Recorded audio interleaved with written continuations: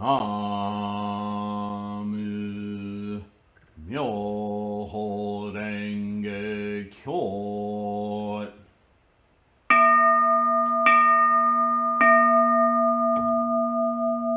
Namu Myoho Renge Kyo.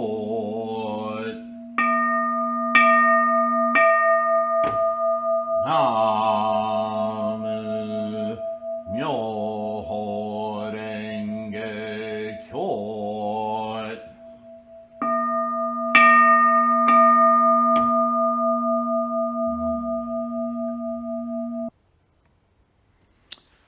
Hi everyone, Namu Myoho Renge Kyo. Thank you for being here. I'm not sure how today's lecture is going to go. Might get a little long. And if you don't have time for the whole thing, please go ahead and pause it or save it, download the podcast, and make sure you come back to it and listen to the whole thing, because I'm going to cover a lot of ground. And some of it may sound familiar, but for some of you who are asking questions and using Nagarjuna as your point of departure, I feel like I need to straighten the record a little bit. And so that's what I'm going to endeavor to do here in this video. And also, I think what I'm going to talk about isn't specifically politically about Nagarjuna, but about Buddhism and several of its main points, certainly main points that Nagarjuna was trying to nail down.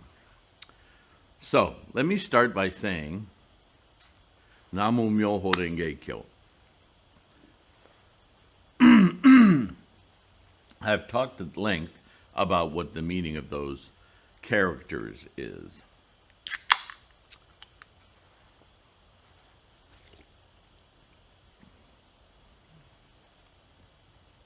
And in his own way, so does Nagarjuna. My goodness, what is going on? All right, so Nagarjuna, as a figure in Buddhism, is known as a bodhisattva, as a great scholar, and he's named other things to other sects of religious practice that attach a lot of their meaning to Shinran and other scholars, and they pick apart Nagarjuna and use him as a foundational reason for other teachings that they introduce and pile on. I'm talking to you, Zen. I'm talking to you, True Word and True Land and Nembutsu. Just as Nichiren did not create new Buddhism. Nichiren was a reformer of existing Buddhism, of Shakyamuni's Buddhism. Nichiren was very strict about redirecting the erroneous path and views of other sects calling themselves Buddhism, but with whatever other added feature they gave themselves, whether it was True Land, True Word, Nembutsu, Amida, Buddhism, whatever. They're all claimed to be Buddhist schools, but upon closer analysis, as Nichiren provided, they had deviated. They did not understand the fundamental path to awakening, enlightenment. Many, like the Jains, were still stuck on the body, the self, the eternal self, the life after life, reincarnation, all of that. That's not Buddhism. But it seems like every couple hundred years, some scholar, and I'm sure he or she was not, well, he in the history of Buddhism, but it doesn't have to be that way anymore, right, ladies? Many people who studied Buddhism understood that there were a lot of baloney going on, simply for claims of superiority or political advantage. I mean, still to this day, Shoshu does the same thing, right? And SGI, my God, that is a political party. So you don't have to look far to see how Buddhism has been used to push other agendas, right? Well, the reason I say all of this isn't to start railing political and rah, rah, rah. I just want to point out, and it's something that you guys need to keep clear in your mind when you're studying outside of Nichiren's or Shakyamuni's specific words, other scholars, whether they're in the Buddhist lineage like Tendai and Miao and Dengyo and Vasubandhu and Nagarjuna and others, you need to continually remind yourself of what I'm going to talk about today. Also, English, American, French, German, Italian scholars that have translated and investigated these teachings from early teachings to later. They too bring their cultural identities into the mix.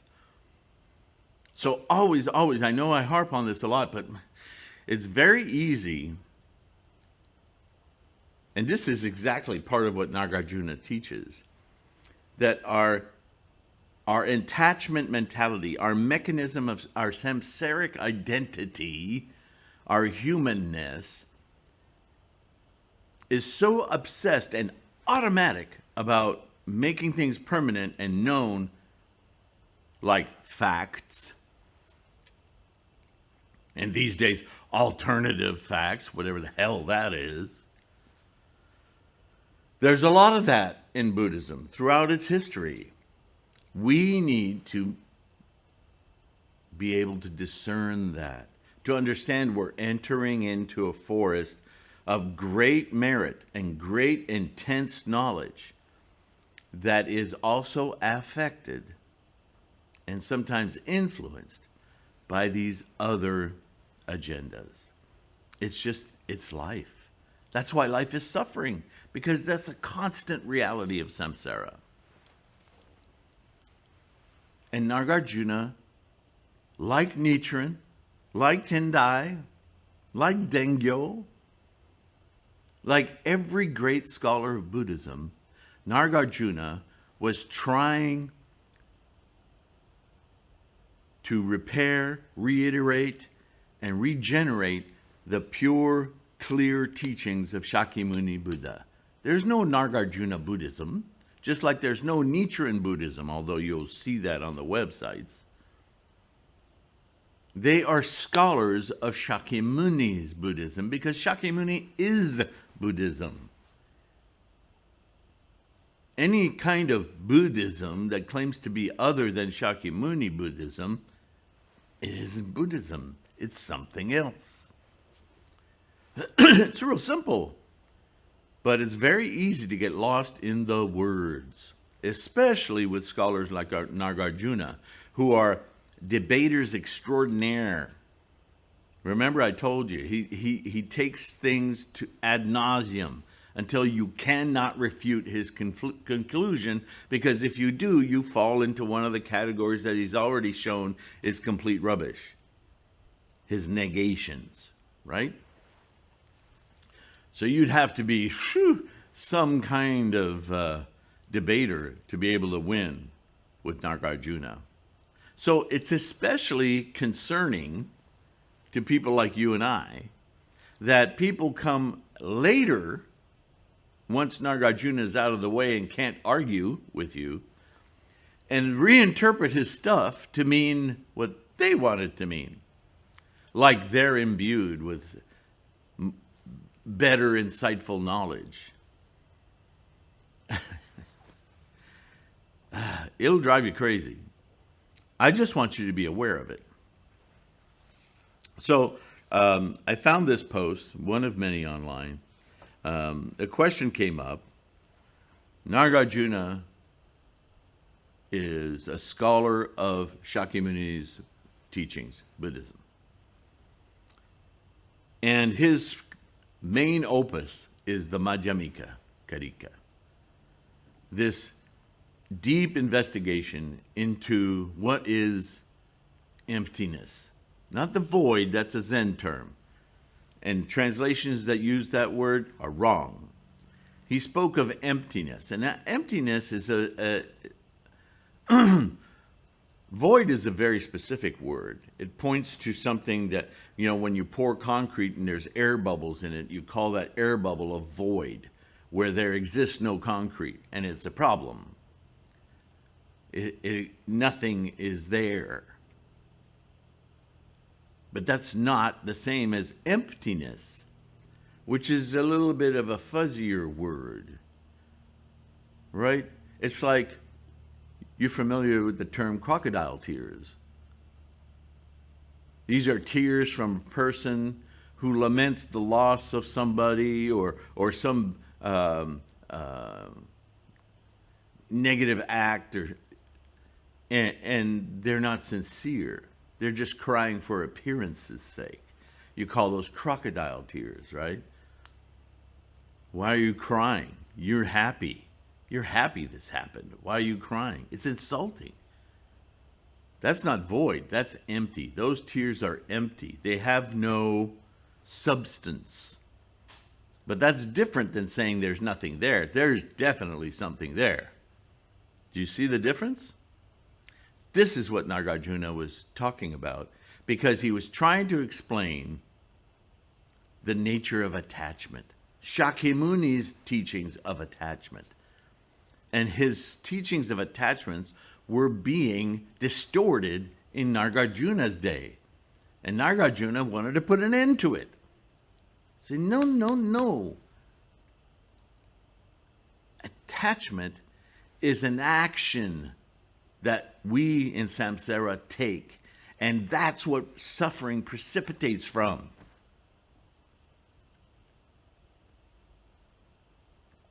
It's the act, unconscious act, the way we're designed to act, the way molecules are built. This attachment feature of physical samsaric universe process of life is fundamentally incurring and including with it the pain of suffering.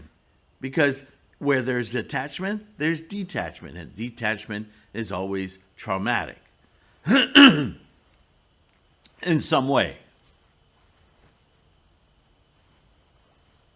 Makes sense, right? I mean, it makes sense when you speak. For us, it's very easy to understand this. In this latter day of the law, we're sophisticated thinkers. We know if we lose a finger, we're going to be traumatized. The pain we feel physically, mentally, emotionally is all due to the nature of attachment.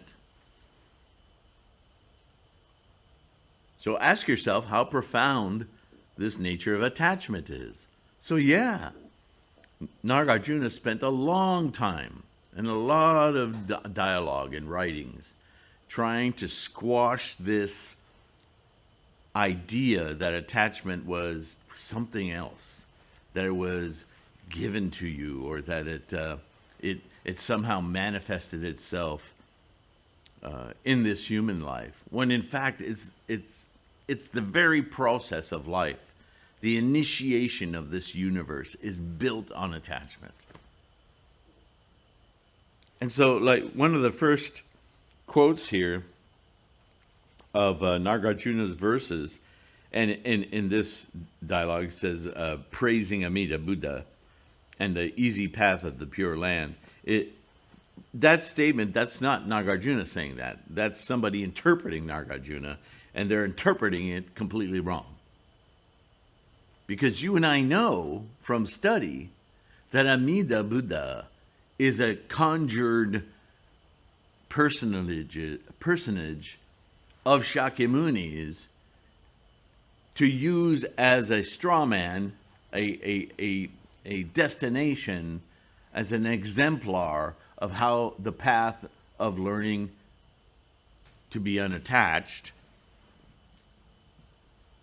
and our subsequent enlightenment can be like.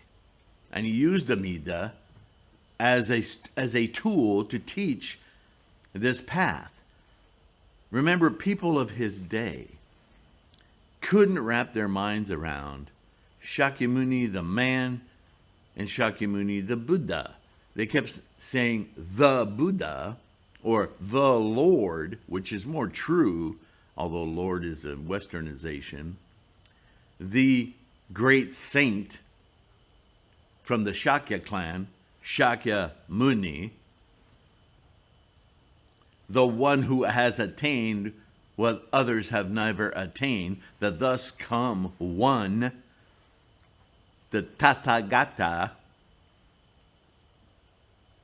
Buddha, mind state, Buddha, state of knowledge, state of knowing, state of experience, not attached to a body, but in this case, attached, if you will, to Shakyamuni, only to show that this state of unattachment is within the realm of the samsaric body. Not that it is a body. You can see already, just trying to use words to define the difference, it can be confusing. And so one of the examples that Shakyamuni used was Amida. That when you attain what Amida has attained, like when the lion in the Wizard of Oz gets there and he finds out that he had courage all along, he just didn't know it. You can easily turn that into a Buddhist story. But the walking, talking lion who goes merrily down the yellow brick road with Dorothy, it's a story. We should not go to the depths of Africa and hunt down an enlightened lion so that we could find out what he already knows. Because believe you me, by the time you find out, you will be lion chowder. It's a little too late. Okay? So here's one of the quotes he uses to justify what he says. By means of this vehicle of the Eightfold Path, one can cross the ocean difficult to traverse. To save himself and to save others, I pay respect to the highest of men. I could do this whole video on that one statement alone. That's not about Amida Buddha. That's Shakyamuni's teachings. He's using an exemplar of somebody who has followed the life of the Eightfold Path. Remember, the Noble Eightfold Path derived from the fourth of the Four Noble Truths. Living a life well, a man, not a spirit. And he says, pay respect to the highest of men, not a god, not an entity, which Amida never walked the earth. He was a conjured entity, a personage. One can cross the ocean difficult to traverse. Nichiren says the same thing. Cross the sea of suffering. In other words, the innumerable amounts of attachments that we are an instantiation of is like an ocean. And by our practice, we are traversing it. Remember the analogy, getting to the other shore? What is that other shore? Because we're humans and that's how we understand things. Well, it's the pure land. But it's not a different land. It's in here. The pure land of Amida Buddha is a realization that everything around you is enlightenment. It's not a different place. It's in your mind. The whole example, the whole stories, the abundant stories of Amida Buddha within the scope of Shakyamuni's teachings, which all are for samsara, nowhere outside of it. Amida Buddha is a figure who represents you and I attaining our enlightenment, and in so doing, re-perceiving, shifting our paradigm and re-perceiving the world we're in right now as a pure land, because it is. All the defilements, if you will, or the confusions or the negativities of the land we think we inhabit are in fact attachments that we guard as factual, and they're an illusion because none of it exists, not in perpetuity. And this is the shift in Buddhism that loses people. Sometimes it's talked about as the two truths. There is a truth to teach in samsaric mind, and then once you attain, you cross that border, you reach the other shore, you cross the ocean, whatever verbiage you want to put around it, that you finally go, aha, now I see, like my cornfield analogy, right? Everything becomes clear. Well, that's a different truth. It's not different as much as it's a shift in paradigm. It's a shift in perspective. It is what Buddhism is all about. Quite simply, changing your mind. And if you want to know why attachments are treated as such voluminous things, is because as humans, we tend to think as attachment as that chair, or this painting, or our mandala, or this robe, or our haircut. But in point of fact, what is it? You could correct me on this. You discuss it in the comments. It's been a while since I read on mitochondrial DNA. But I believe there's some ridiculous number, like 42 million chromosomes in a DNA strand. And remember, a DNA is a tiny, tiny little molecule. But it has within it these divisions that we can't even fathom how many cells are in our body, let alone the information molecule that programs them. And then go deeper than that. What makes those things? What makes those things? When do we get to an irreducible, tiny, ephemeral photon, fermion, boson? Let's make it easy. Electron, proton, neutron.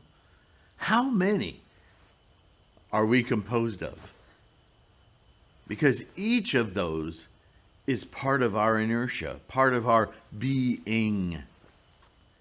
We are being the summation of all those attractions, attachments, and expressions, manifestations, moment to moment. When you start thinking this way, then you start understanding Shakyamuni's resort to ground up the solar system, then ground up the entire Milky Way, and then take each one of those tiny dust particles of all of those billions of stars and start walking. And every time you pass another galaxy like Andromeda, drop one piece of dust and keep going. And then when you get done and you drop every piece of dust, already my mind's gone. I can't fathom that. But he goes on. This is Asamkaya, Nayuta, Kalpas, right? He just keeps adding these sums. Not because he wants you to be good at math. Because he's trying to explain to you that which you are conscious of is so much more immense than you allow your earthly samsaric mind to consider. You just blanket them with, these are mine, those are yours. That's as much as we can be bothered by the whole idea. And when we do that, we lose our footing. We misunderstand what's actually going on. And so what was Nagarjuna doing? He's trying to bring back that kind of granular thinking.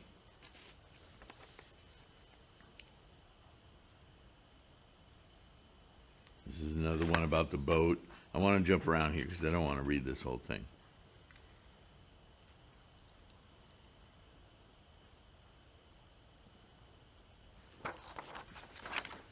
This is another goal. This is goal setting. This is dedication to, what was it? I saw something earlier that really caught my eye.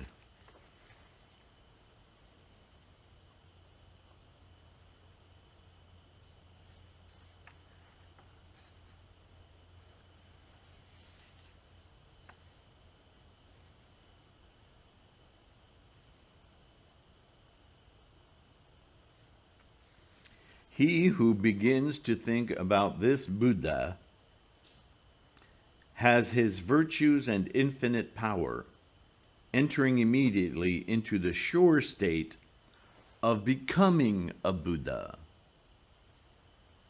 You see, he's talking about Amida as the training tool to try to emulate what Amida has achieved. But Amida is not a real thing. It's a path. It's a goal. It's like getting a diploma. The diploma itself cannot go get a job. But that you've reached that level of accomplishment allows you, with the diploma as your proof, to qualify for a job. The diploma doesn't get the job. The diploma is not, it's just a record of accomplishment. That's Amida.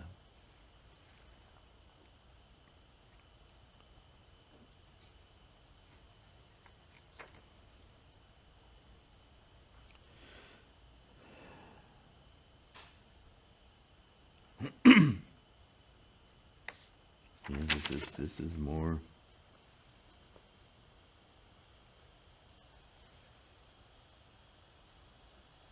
For those who are born in this realm, this, I believe he's still talking about that Buddha realm. In that realm, all living beings have divine power of transformation, and those who study in their hearts are endowed with remembering their past. For those who are born in this realm, there is no longer me or mine. They are not born to such thoughts. Born to such thoughts. See, we hear the word born in the West and we think birth. Birth of a human, of a anything. But born in this sense is the instantiation of a thought. Remember 3,000 realms in a single thought moment? People weren't that sophisticated then. So they had to be understand that their thoughts are born and exist and die away, decay, right? I mean, they're still trying to incorporate these early ideas of Shakyamuni that were still eluding them, and it eludes us today. So it's, you know, this is samsara. It's very confusing. Once having left the prison of the three worlds, one has an appearance like the petals of a white lotus. Myoho Renge Kyo. He's actually invoking the Lotus Sutra here without saying it. The number of disciples is infinite. In other words, you would read boundless. The bodhisattvas of the earth.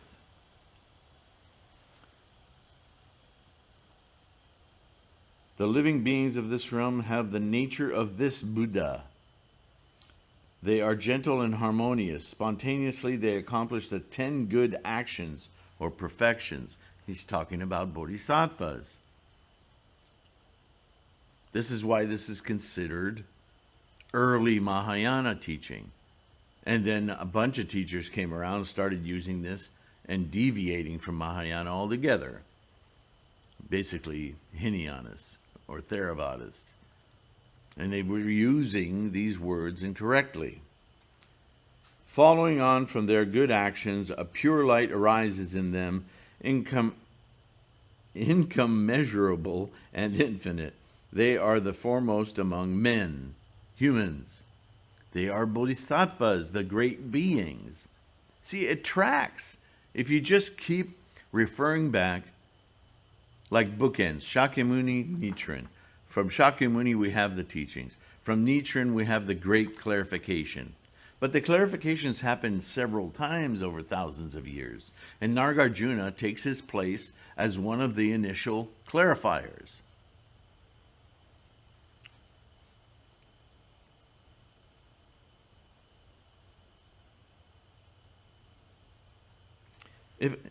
Listen carefully. If someone takes the vow to become a Buddha, right? When you get your mandala and you do the eye-opening ceremony and you vow, right? To take confidence in the teaching, to take confidence in the mandala of the teaching, Shakyamuni's teaching, and you take confidence in the entity of which you are the law, the Buddha, the clarity, the perfection of wisdom, the Buddha-ness, the Buddha mind. At the moment of this vow, and thinks of Amida. Thinks of Amida. Capture in your mind the accomplishments of Amida, not a person, but his realm of consciousness, his attainment of Buddhahood. In the story that Shakyamuni gave you, at the moment of his vow, wishing, it's a vow, that's different than wishing, he will reveal his body to him. In other words, when you take the vow with your mandala of Myoho Renge Kyo, you will invoke Buddha.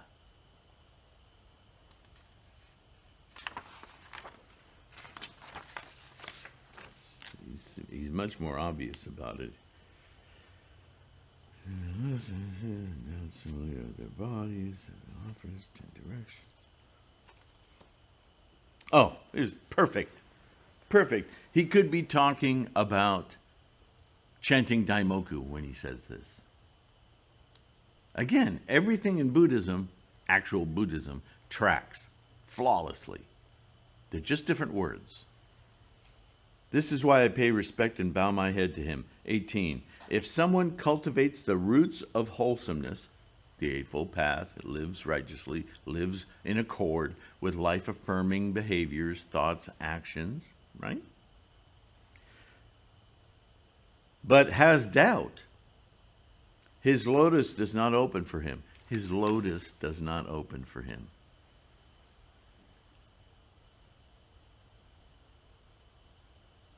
The first teaching, Shakyamuni, the first sermon he gave, although he gave up on it a couple, 3 weeks into it because nobody was perceiving him. What's it called? The flower garland? Based on a flower? What's his ultimate teaching called? The lotus, the wonderful lotus flower.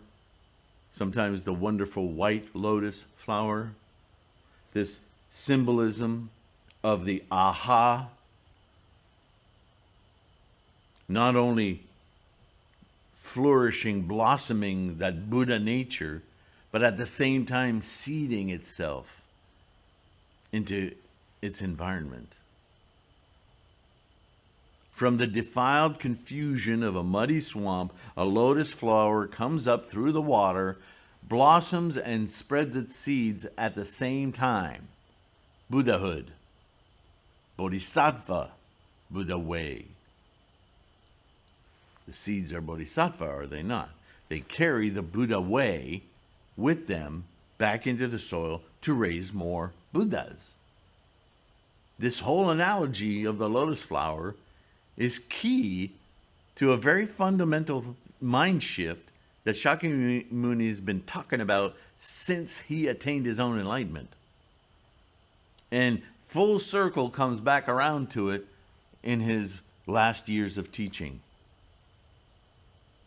This is what I've been telling you. The Lotus Sutra. So what does he say? If someone cultivates the roots of wholesomeness, lives correctly, but has doubt, his lotus does not open for him. His lotus does not open.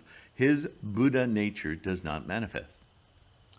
Upon becoming pure, his lotus opens for him, and then he sees the Buddha. The, this is why I've said in the past, to study Nagarjuna without first having understood the Lotus Sutra and how it comes about and what it means, as Nichiren helps us to understand,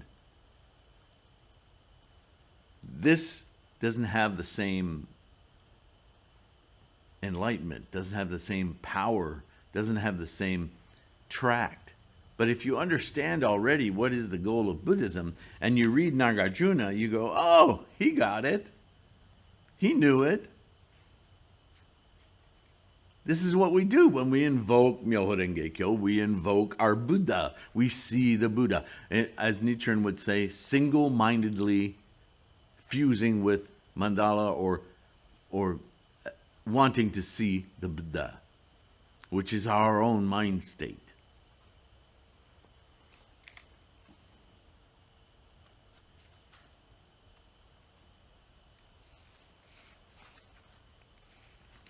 And here at the very, this one may be a little harder to understand, but as I just read it, I'm thinking, yeah, these people who seized on this, like, who's the guy I was mentioning, Shiran? Anyway, simply leaped over this quotation here without understanding it. The Buddhas who dwell in the 10 directions, Amida being one of them, in the middle of their diverse causes and conditions, are not able to vie with the virtues of this Buddha. So already he's relegated Amida as something that's a teaching, that's a useful stepping stone. But once you awaken and you then see the Buddha, when your lotus opens and you see the Buddha, Amida is no match. He's just a stepping stone that got you there. Understanding the teaching of Amida, as well as then the rest of the teachings of Shakyamuni, that story no longer has value. Now, that would destroy any Pure Land theorist, right? Or Nembutsu, certainly.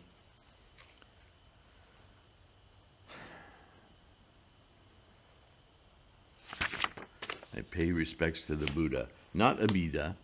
I pay respects to the feet of the Buddha. In the beginning, when he made the vow to become a Buddha, he made some things rare and marvelous. Thus is written in the sutra. In my turning towards him,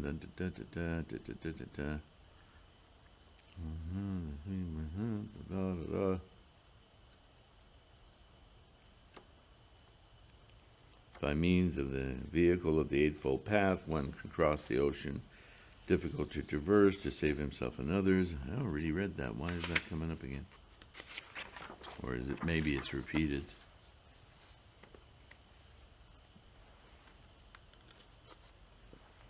That in my present path I have gained a big and small, I wish to go to the realms of the Buddha and to have always a pure heart.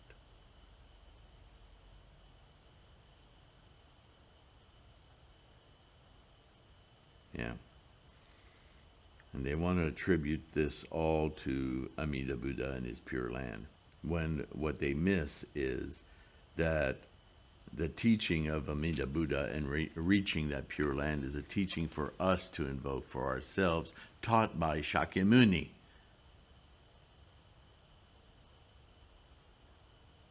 How many,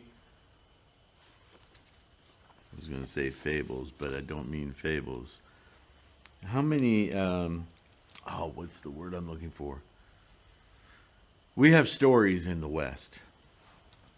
Some are fables, but there are stories that are meant to teach us ethics and moral codes, right? Everything from Goldilocks and the Three Bears to Crying Wolf, right? The boy who cried wolf,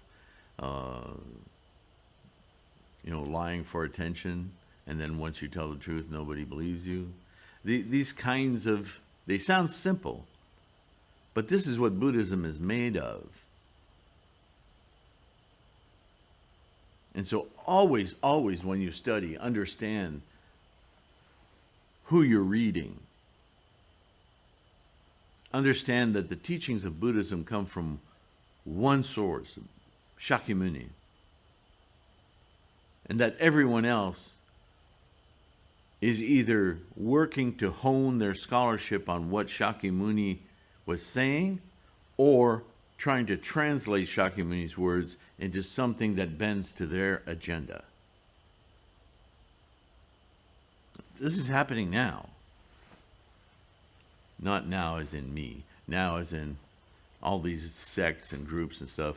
Many in the last couple of decades have spawned from cults and sects that left them out in the cold because they were transparent in their corruption. And so now we have thousands of independent Buddhists practicing Nichiren's doctrine. And I think that is amazing. That is a testament to what I'm trying to discuss here in this video. That first of all, the paths to Buddhahood are numerous. And that all of us share some common foibles of samsara. And so it's critical that we talk amongst each other because, like stones in a tumbler, we can polish ourselves, clear up our understanding of Shakyamuni's teachings without having to resort to manipulation or one-upmanship, or who knows more than who knows less, or who's better or who's worse. We don't need that crap in Buddhism. It's antithetical to Buddhism because we're all Buddha. We just have different paths to realize it. We're all lotus flowers, but we have different swamps that we're in, right? And Nagarjuna was really focused on getting people to understand, like I said, like we're a dust cloud moving through. When I said that, or a haboob, a sandstorm, what I was attempting to say was that each particle of dust or sand in the sandstorm is itself an attachment, or a group of attachments, and all together represents our entity moving through time. And we slough off some of these attachments as we go. Of course, we also gain some more in front of us. This is a visualization I was trying to make of what the Madhyamika is trying to teach. It's that the nature of attachment is so granular and so small that when you really consider the whole drama of it, that there is no your dust storm, your haboob, that it's a universe size attachment mechanism, that you're just a little dot of moving through time. And that the act of attachment, the act of holding on, the act of possession, that's empty. Because what are you embracing? What are you holding on to? By the time your mind has established a hold, what you're holding is no longer there. It's an empty embrace. That's emptiness. Does that make sense? I hope so. I hope that changes your perception of emptiness as the void or of nothingness, because there's no such thing. This is samsara, from the edges, every edge of this expanding universe to its center. It is manifestation All of it. These are the big questions scientists are struggling with to this very day.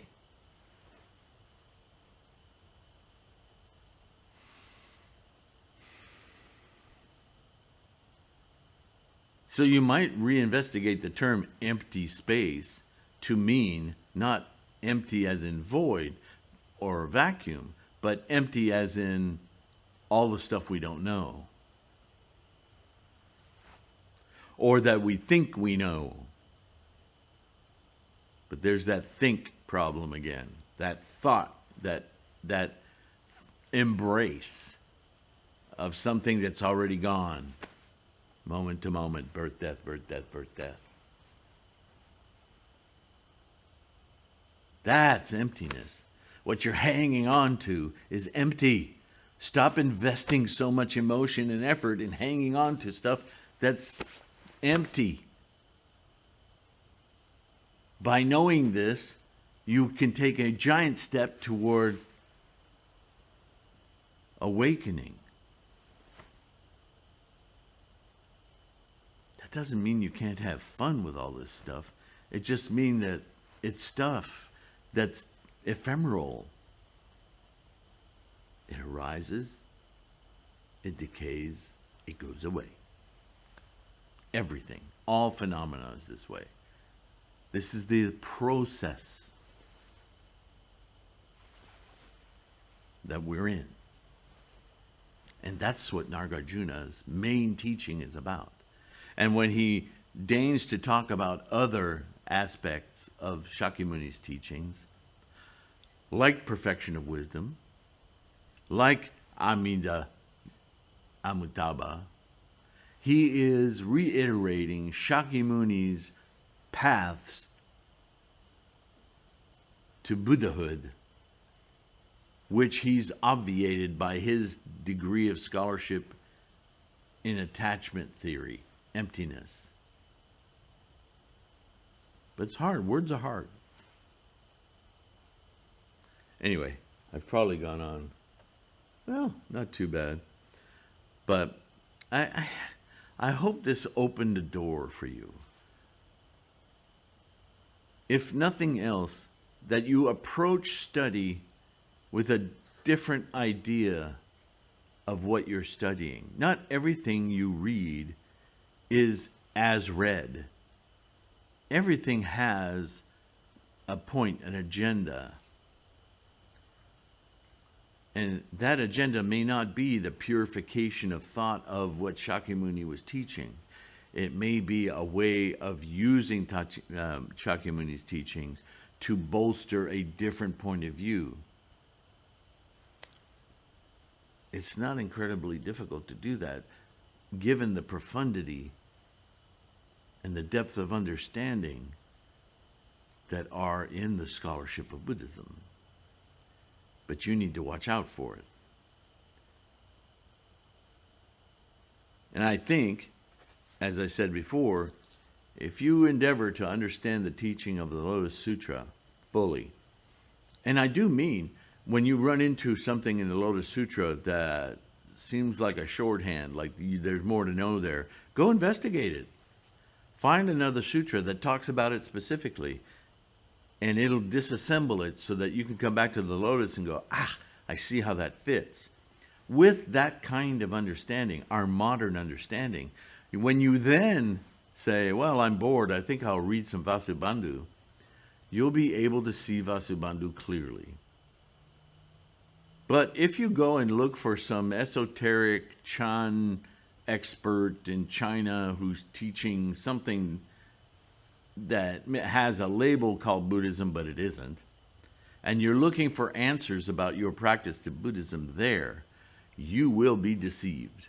Or let me just say, it'll be easy for you to fall into doubt and bad habits. Just stay aware of what you're doing. I heard this many, many years ago. Somebody always said, consider the source. I don't know where that came from, but it's a very important little light to keep in your mind as you approach your studies. Okay? I'm going to let it go with that. Thank you so much for listening, for participating, for contributing, for asking questions. Thank you, Al. Your support is everything.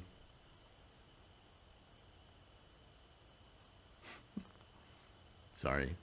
And everything is you. I can't help it. Motown. Anyway, have a great day. Stay healthy. Be careful with your health. Be kind to yourself and others. And I'll see you in the next one, okay? Namo Myoho Renge Kyo. Bye for now. And hey, thank you for being here. Did you know there's a third way you can help support this channel? And it won't cost you a cent.